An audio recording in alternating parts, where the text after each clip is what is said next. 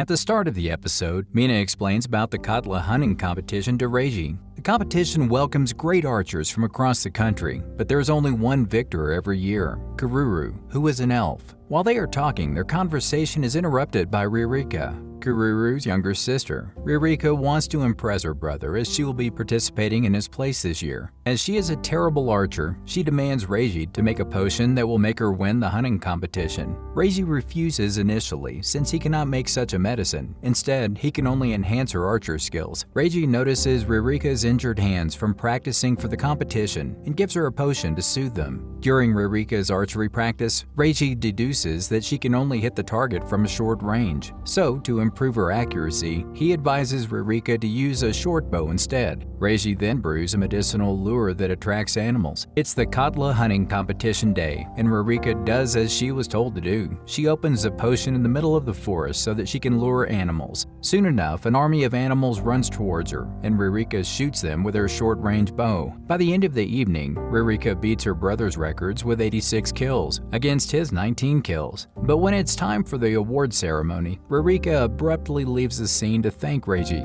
Ririka rushes to Reiji's pharmacy as she could only think of him during her hunting competition. When she tries to knock on the door, Ririka becomes jealous after seeing Noera and Mina playing with Reiji. She eventually realizes she has fallen in love with Reiji. Sometime later, Kuru visits Reiji in his store and personally thanks him for helping his sister to win the Katla hunting competition. After Kururu leaves his place, Reiji notices an upset Mina. She explains to him that she cannot go outside and reappears on the sofa of the living room if she tries. Curious, Reiji thinks something has to be linked with Mina under the sofa and discovers a cellar under the living room. He then gives his energy booster potion to a resident carpenter to help him with the cellar. There, he finds a brooch that belonged to Mina's mother. The brooch turns out to be an expensive piece of jewelry, set with green garnet. Reiji realizes that's the thing holding Mina back, and once she moves a certain distance from the brooch, she teleports back to it. They discover Mina is actually tied to the brooch, not the store, so by keeping the brooch in her pocket, she can finally go outside. Mina cries in happy tears since she can finally go outside on her own and go shopping with Reiji and Noera. One day, Noera gets a stomach ache eating expensive rokusho nuts off the ground.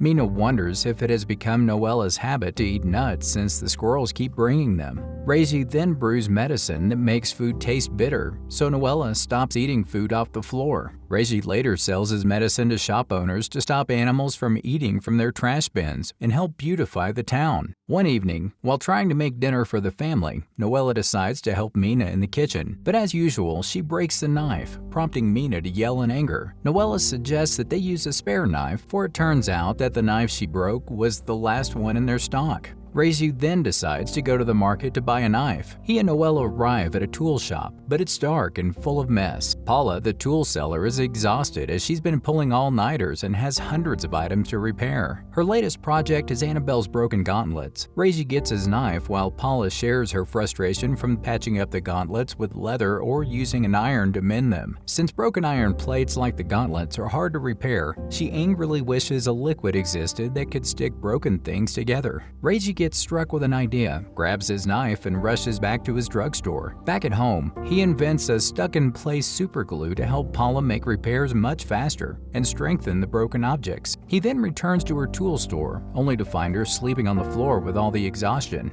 Reiji uses the glue on the broken gauntlets, immediately fixing them. Paula dances in happiness while unfortunately, Noera gets glue on her hands. She cries to her master and mistakenly holds his hand, and the two end up getting stuck together. Back at home, Mina is surprised to see Reiji and Noera holding hands together. After explaining to her about the incident, Mina worries that they have to shower or sleep together. Thankfully, Reiji once again puts his medicinal knowledge into action and invents Stuck No More releasing agent to melt the glue. The following day, Paula visits Reiji, and she thanks him for his glue. Finally, she has been able to go to bed on time. Before leaving, Paula pays Reiji an excessive fee as thanks. Unfortunately, Paula returns 3 days later, complaining the adventurers never buy anything from her shop. Reiji tells her shop is so dark that even her highest quality weapons look like rusty antiques. The two then decide to clean Paula's shop and give it more lighting so that it can look bright and attractive. While cleaning, Reiji notices Paula has weapons and armor that are old and scratched. Like always, an idea strikes his mind. mind, and he immediately rushes to his drugstore. Back home,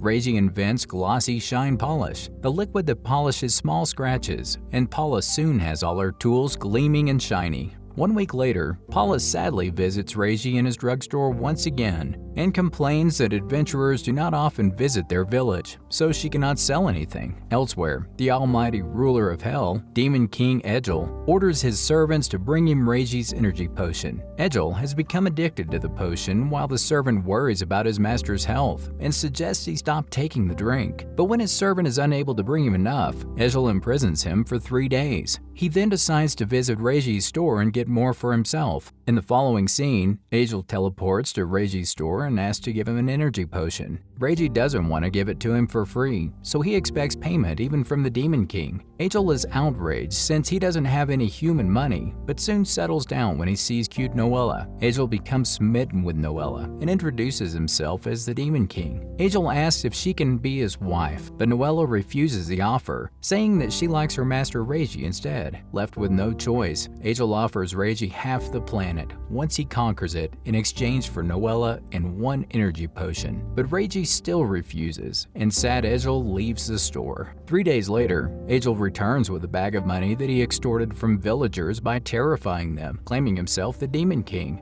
But it turns out that the money is all but a small change that the villagers gave him, thinking he was a homeless child. Realizing this, Reiji feels pity for Egil and decides to give him 1 potion. Egil immediately offers the potion to Noera, but she again rejects him as Reiji already gives her 1 potion a day. Humiliated, Egil thinks of another way to get the potion and Noera to himself. He demands Reiji make him his apprentice, in hopes of learning to make energy potions. Reiji refuses at first, but eventually agrees he can work on weekends as a shop assistant. On the first day of work, Egil tries his best to impress Noera. Later, while drinking tea together, Egil asks for a potion to read Noera's thoughts and true feelings towards him. Reiji knows that Noera is indifferent to him, so he warns Egil not to be disheartened, cry, or go berserk after finding out the truth. After Egil agrees, he is instructed to bring ingredients for the potion. Reiji then brews the potion, "Give it to me straight," which allows one to hear the true thoughts of the person who drinks it. Reiji then gives the potion to Noera and asks what she thinks about him.